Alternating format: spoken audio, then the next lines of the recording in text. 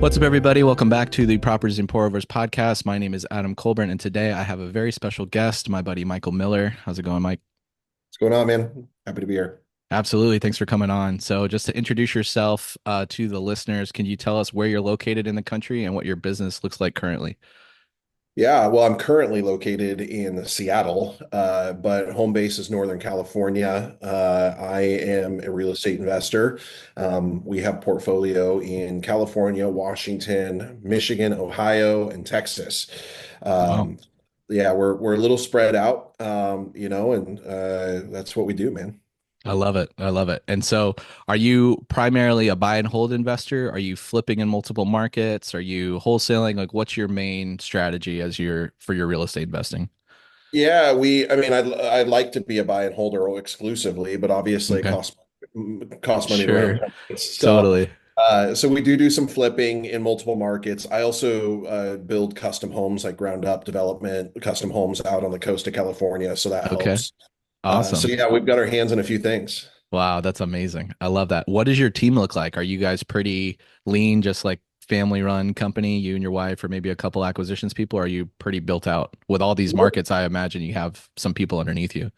Yeah, we're getting built out. I mean, I think there's so much crossover. So like my project manager, for example, Hmm. like he crosses over between construction and flips. Right. Uh, our property man, like we have a property manager who manages like all of the markets, but then we have to have boots on the ground that she oversees to go deal with Sure. localized issues. So Yeah. we've got like our whole team is probably like our not including construction guys, I think we're eight on the team. Okay. So we're getting built out, Yeah. but also like I'm not. I mean, I'm only 3 years old in real estate investing full time, so Okay. uh, like we're still figuring it out as we go. Absolutely. Totally understand. I'm right there with you, right around the 3 year mark for me too. So, I mean, not a lot of time in the space, but you've got properties going on in multiple states. You're flipping, you're buying and holding. Like, what did life look like before real estate? Yeah, man. Well, I mean, I've been a hobbyist investor since 2007. Okay. So I bought my first deal in 2007, got handed my shorts in the '08 crash. Sure.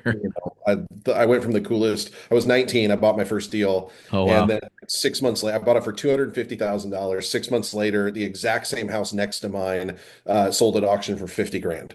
Oh my Uh, goodness. and like I went from like the coolest 19-year-old that ever existed to like my financial life is ruined. Yeah. Uh, I will never so recover.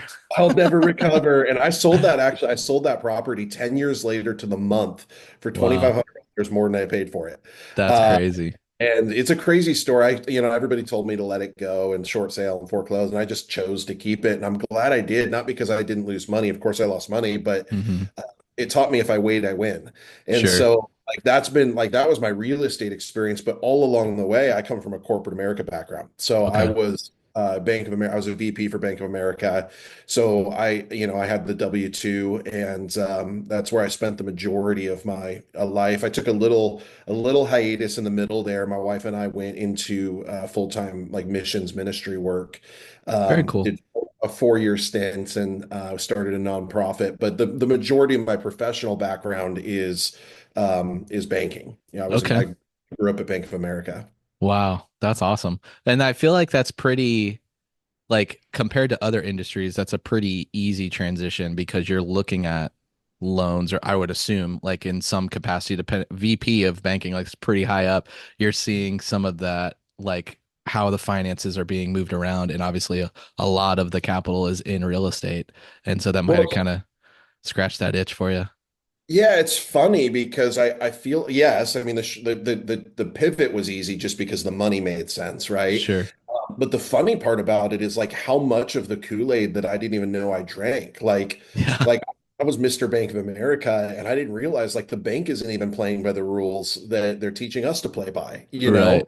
And so like it was literally like a little, and by the way, like I'm not your typical investor. Like every investor story is always like, I hated my W-2, I needed to get out of my job. That Yeah. wasn't my story. I actually really loved my job and did Mhm. really well. It was a great career.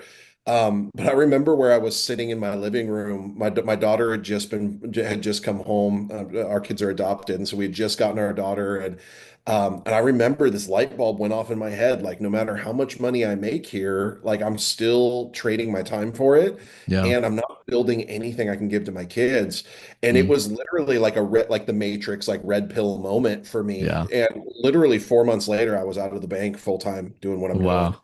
That's And awesome. it was literally like, so yes, the short piece is like, yes, the transition made sense because like I took a stint in mortgages and I took a stint in investing. And so Hmm. like I had some practical experience, but so many of the rules that I was taught about money in general, I had Yeah, to like learn for because sure. it's just not how money actually works, you know? Yeah, totally. Well, and speaking on that, like that unlearning process, like having to reprogram your mind from what you've been taught your whole professional career. And really, I mean, even all the way through middle school and high school, like how people are taught, right? Like financial literacy is not something that is readily available for people, unfortunately, just the way that the Yeah. US puts precedent on it in schools. It's not taken care of, right? And so what did that process look like? And when you got in, were you just kind of flying by the seat of your pants, or did you find a mentor to lean on? Like, what did that look like when you were getting started? Yeah, the first thing I did, well, the very first thing I did was I spent all the cash I had and I went and bought a bunch of dirt, Okay. and thought I'm going to build, by then I had already bought the construction company. So I was Gotcha. like, we'll build some houses Yeah. and whatever. Well, that was right before COVID. Mm. Uh, and so immediately went like all in on this dirt that no longer penciled to build. So that was the first thing I did. And then I was like, well, crap. Not only do I not know what I'm doing clearly, because now I own a bunch of dirt I can't develop, Yeah. uh, but I have no cash because I just spent it all. And Hmm. like I need to get in the room with guys who have done this well. And Yeah. so the second thing I did is I went on a real estate event tour, and I went to like 4 or 5 different conferences, and that's how I got connected with Subto because Pace was the speaker at one of these events. Gotcha. Okay. Um, and ironically, I didn't even sign up for like at the time I didn't even sign up for Sub 2. I signed up for a Ryan Pineda's program. So that was my Okay. very program was Ryan Pineda's deal, and Yeah. that really helped me. There's a lot that I could go into, but that really helped me like get in the room with the guys to like figure out what I needed to be doing to not just like throw my money at the wall, but actually like know how to become an investor. Totally. No, I think that's crucial. And I mean, so many people, myself included, like I was just spinning my wheels, just trying, right? Like throwing spaghetti at the wall, hoping things would stick, watching every free piece of content on YouTube or listening to podcasts and stuff and just kind of failing forward. And it worked, but it took so much more time than it needed to if I just got around the people that were doing the thing that I wanted to do. And I think the money is the filter, right? Like, how bad do you want it? If you're willing to invest in yourself, it's going to Yeah. come back tenfold if you're in that room. And so, yeah, I mean, Ryan's a great guy. He's clearly built an amazing business, and so that was a perfect person to attach to. But I mean, obviously, we're glad to have you in Sub Two now, Yeah, I've doing the since things. joined up too, and I'm also in the 50 with Brandon Turner. So Okay, cool. the thing that I picked up quick was exactly what you just said, which is I'm going to pay for my friends because I don't have Yeah, friends I need to know. right. Uh, I mean, I pay gosh, like almost 50, oh no, over 50 grand a year now in professional networks, developments, masterminds for Yeah. exactly what you just said. And I think that that's allowed me to scale the portfolio so quickly because I've been in the rooms with the guys who have done it. Totally. No, I think that is the cheat code, and people don't, they want to try to bootstrap it themselves and have this success story, but like you can avoid so many of the pitfalls that come with this space if you just attach yourself to people that have already have the battle scars, and you can Mhm. just shorten that timeline to get to that success. And I mean, I'm in the similar boat. I'm spending a lot of money, way more than like my salary for my first couple jobs to be in these Yeah. rooms. And like I'm always trying to level up and be that small fish in the big pond to just, I mean, that the cliche reigns true, right? Like you are the sum of the 5 people that you spend the most time with. And so if you're in the rooms with the movers and shakers, the guys really making an impact in this space, like you're just going to grow just from osmosis by being near them. And so I love that. Yeah, Yeah, 1,000%. And people always want to equate like it's small. It really the thing is the mindsets, right? Like totally. people want to equate. Like people used to ask me, well, did you know? I think I spent 20 grand to get into Ryan's program. That was the first thing I did. And Hmm. people are like, well, did you get an ROI? And what they were really asking is, did I get my money's worth? Like, did I Right. get 20 grand worth of value? And the answer is Yep. no. Mm. That what I did get was a realm of thinking that unlocked millions more. Like I Yeah. didn't go do a deal with somebody in the program or get a lender or and I know that happens. But Sure. like for example, like if I got nothing else from Pineda's program, which I got a lot from it, I learned about Sub 2. I didn't know what Sub 2 was. I've Mm. bought 20 Sub 2 deals since then. Yeah. Like would have never even opened that side of the business had I not been in the room. And Totally. so I get $20,000 in direct ROI. Well, no, but the deals and the mindsets and the opportunities by just knowing what's possible. Absolutely. Yeah, for sure. I love that. That's awesome. And so, I mean, obviously, you've kind of skipped the line to get when you're in these rooms, but I'm sure that any investor does not have a perfect track record, right? We're not without challenges in this space because you can only control what you can control, right? And so, has there been any specific like hurdle or roadblock that you've had to overcome on your journey, and like how did you navigate through those? Oh man, I could spend an hour talking about all the things I wish I would have known or done different. But Yeah. I mean, I think the most obvious ones are we say this a lot, like don't go broke buying good deals. Mm, Like I got really deep, like so as soon as I figured out that I could raise capital, I went gangbusters on buying everything I could, yeah. and I ended up with like a huge construction backlog, Mm, and like then I had to like navigate like all of these were great deals, but like I had to figure out how to get the backlog of capital figured out, right? Like, sure. cool that we have, all these things happening, but like as we know, like the budgets don't always go to plan and we overspend on this flip and you know what I mean? And so I Oh think that yeah. was a big one was like learning how to say no to good deals would have been something that would have saved me a lot of anxiety in my journey.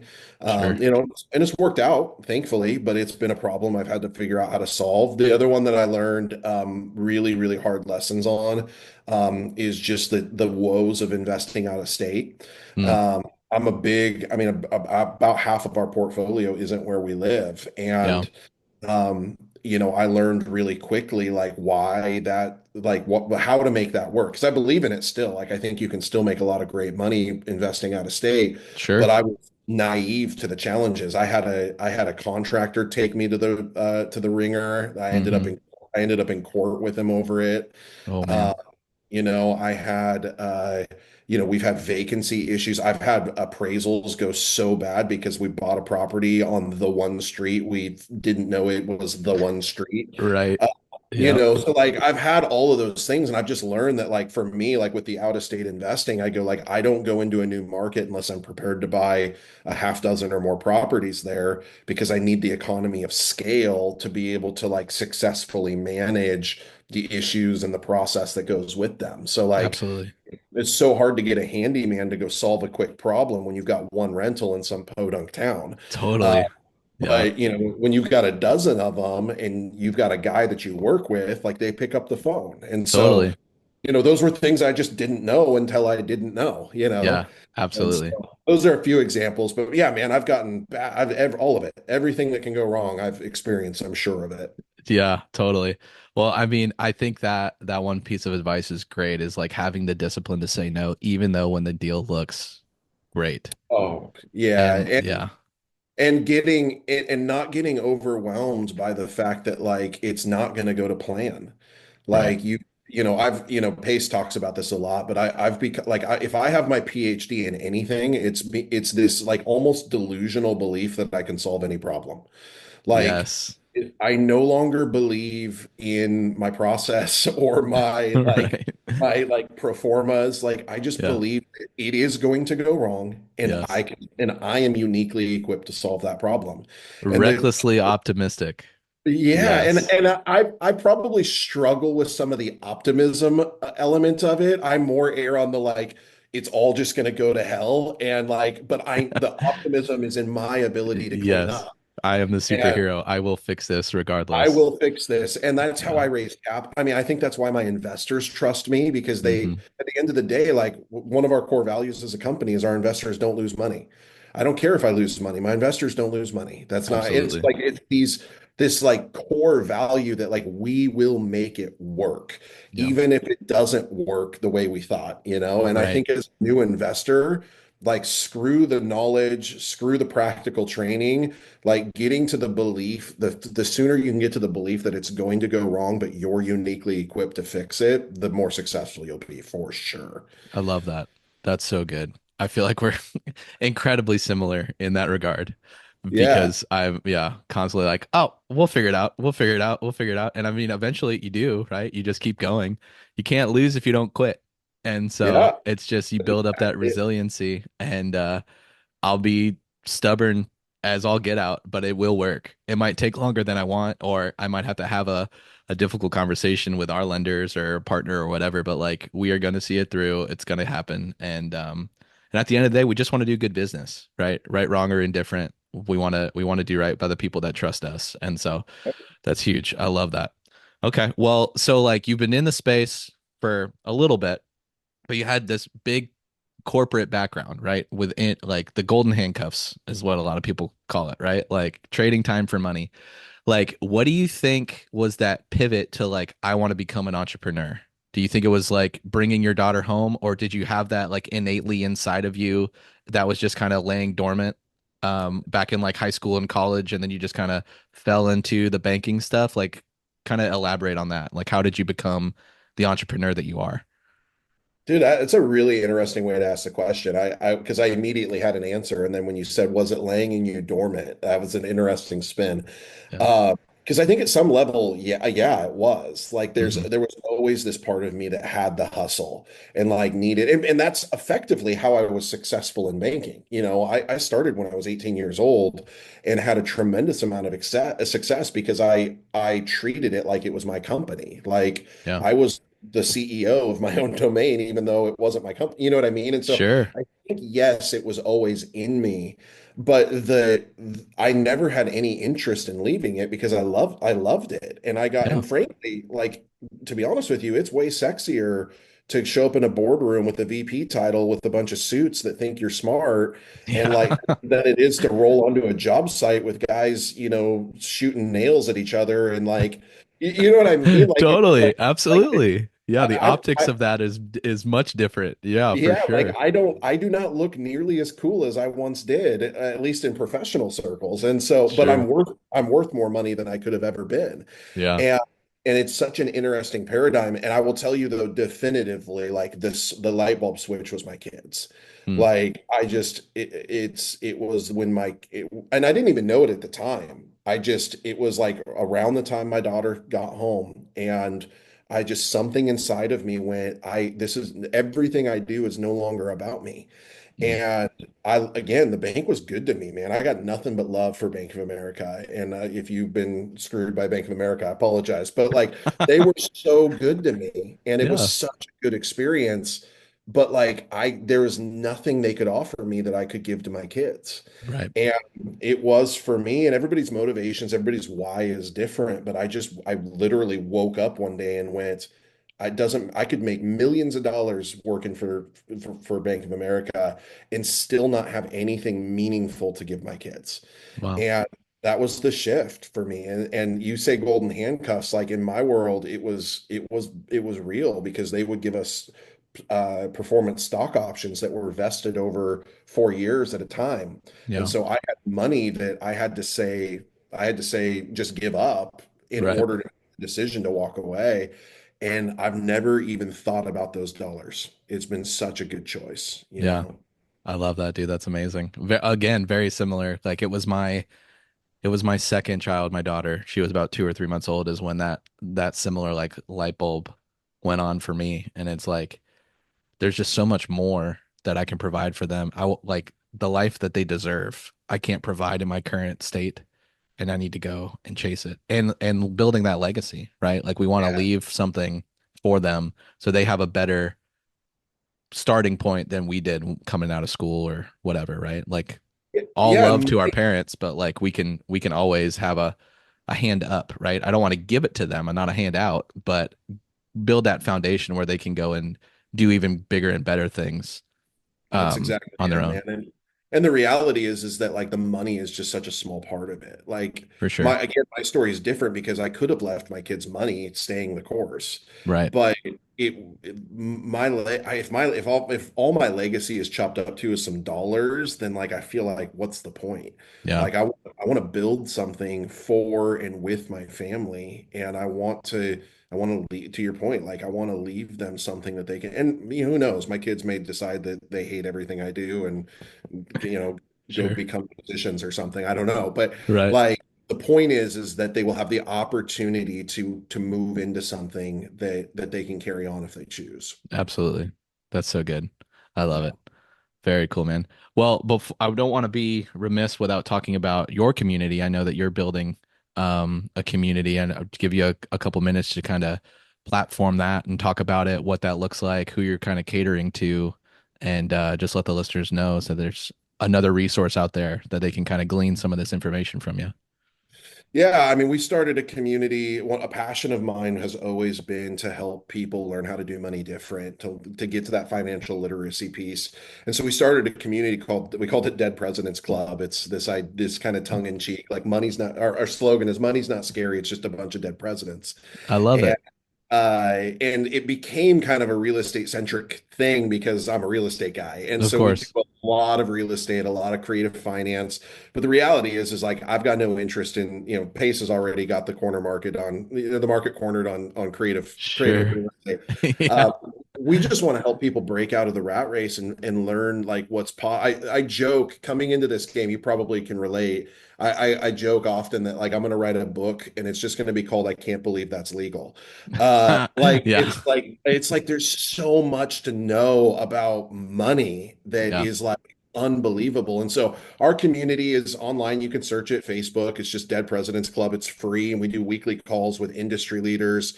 You might know Caleb Christopher. Oh yeah. Uh, he comes on once a month, and we just talk about crazy creative structures that we're doing or seeing. I love it. Uh, I bring on my CPA, and like the goal is just to show people what's possible when it comes to their finances.